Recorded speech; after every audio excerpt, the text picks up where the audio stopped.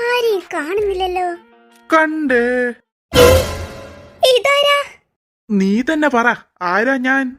കണ്ണു കൊത്തി വെച്ചാൽ എനക്ക് മനസ്സിലാകൂടാ പൊട്ടാ. അതല്ല, നീ ഊഹിച്ചിട്ട് പറ, ആരാ ഞാൻ? എനിക്കറിയില്ല. ഞാനൊരു ക്ലൂ തരാം. നിനക്ക് ഏറ്റവും ഇഷ്ടപ്പെട്ട നിന്റെ സ്വന്തം മാപ്പള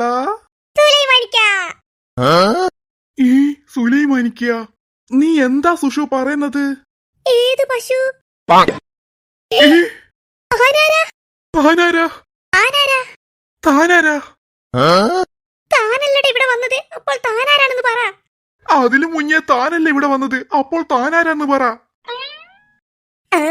മര്യാദക്ക് ഇവിടെ നിൽക്കുന്ന എന്നെ വന്ന് പിടിച്ചത് താനല്ലേ? തന്റോടാ എന്നെ പിടിക്കാൻ പറഞ്ഞത്? അത് ഞാൻ എന്റെ ഭാര്യ സുഷു ആണെന്ന് വിചാരിച്ച് പിടിച്ചതാണ്.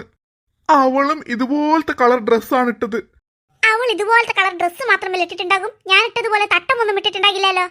ഇട്ടുക്ക്, എനിക്കും അവൾക്കും തണുപ്പ് പിടിച്ചിട്ടാണുള്ളത്. അതുകൊണ്ട് ഞങ്ങൾ രണ്ടുപേരും തലയിൽ ഇതുപോലത്തെ സാലും ഇട്ടിട്ടാണ് നടക്കുന്നത്. അപ്പോൾ എന്റെ സുഷു എവിടെയായിരിക്കും ഉണ്ടാവുക? തന്റെ സുഷുവും പശുവൊന്നും ഇവിടെ ഇല്ല. താൻ പോയിട്ട് വേറെ എവിടെയെങ്കിലും പോയി നോക്ക്. അതിന് നീ എന്തിനാടി എന്നോട് ചൂടാവുന്നത്?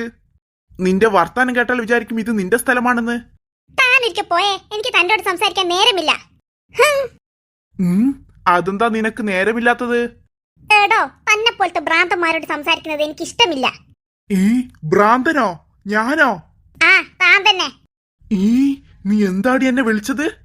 എടോ, താനൊന്ന് മരത്തിന്റെ ഒറ്റയ്ക്ക് സംസാരിക്കുന്നത് ഞാൻ കണ്ടിനി. അപ്പോഴേ എനിക്ക് മനസ്സിലാക്കി തനിക്ക് വട്ടാണെന്ന്. ഞാനാ?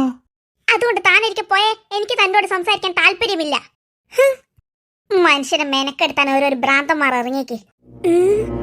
ആ സുലൈമാന്റെ വിക്രുവിന്റെ ഒന്നും സൗണ്ട് കേൾക്കുന്നില്ലല്ലോ. ഞാൻ അങ്ങോട്ടേക്ക് പോയാലോ?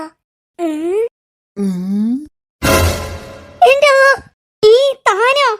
തന്നോടല്ലേ പോവാൻ പറഞ്ഞത്, താൻ പോയിട്ടില്ലേ? അത് നീ എന്നാ ഇങ്ങനെ നോക്കുന്നതെന്ന് ഞാൻ നോക്കുകയായിരുന്നു. ഞാൻ നോക്കുന്നത് എന്തിനാണ് താൻ നോക്കുന്നത്? തനിക്ക് തന്റെ പശുവിനെ നോക്കി പോയിക്കോറോ. പശുവല്ല, സുഷു. കൊറേ നേരായി ഓനൊരു പശുവിനെ കൊണ്ട് വന്നിക്ക്. താനൊന്ന് പോയി തരുമോ? അല്ല, അപ്പോൾ എന്റെ സുഷു. തന്നോടല്ല പറഞ്ഞത് തന്റെ പശുവും പുഷുവും ഇവിടെ ഇല്ലാന്ന്. ഇനി പശു എന്ന് പറഞ്ഞ് തന്നെ ഈ പരിസരത്ത് കണ്ടുപോകരുത്. അയ്യോ, പെണ്ണുങ്ങൾക്ക് ഭ്രാന്തായി. ഇനിയും ഇവിടെ നിന്നാൽ ആ ഭ്രാന്തം പിന്നെയും വരും. അതുകൊണ്ട് അവരുടെ അടുത്തേക്ക് തന്നെ പോകാം.